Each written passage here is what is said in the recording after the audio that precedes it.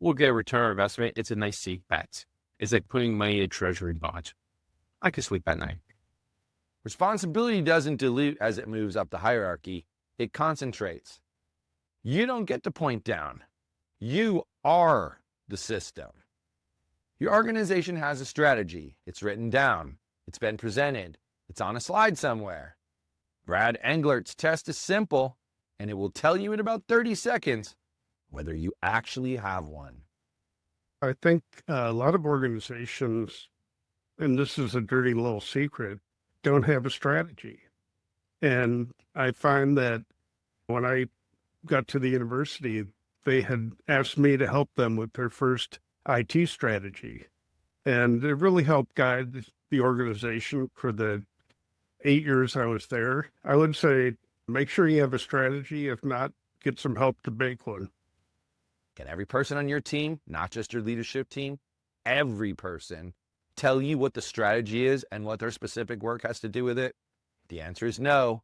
You don't have a strategy. You have a document. Now, this one's personal because this is where I started. I was the hero, the one who showed up when things were on fire, the one who could pull an all-nighter and save the launch. I thought that was leadership. Firefighting gets confused with commitment. How many times have you heard things like, Mike is such a committed executive, he's always here. And over time, firefighting, it just becomes expected because that's how good CTOs get stuck. You teach other people what the expectations are, and they just stick with them. This is how high integrity leaders, they burn out because it's not sustainable to act this way. It just isn't. You need to stop being the one that's the bottleneck, okay?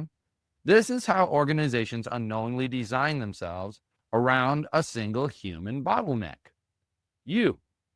So I'm going to spend this entire session unpacking why that happens, why most CTOs don't see it until they're already deep inside it, and why nearly every attempt to fix the problem actually makes it worse. You can't control or outwork a bad system. It just doesn't happen.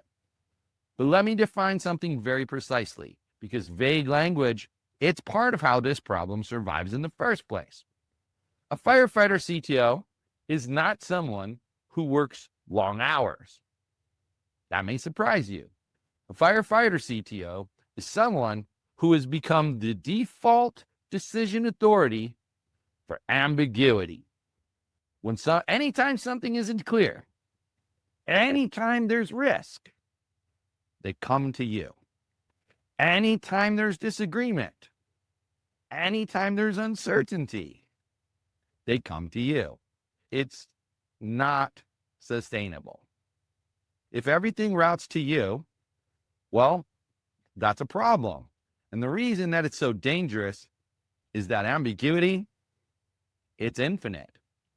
Technology is ambiguity all on itself. Scale is ambiguity. Security, it's ambiguity.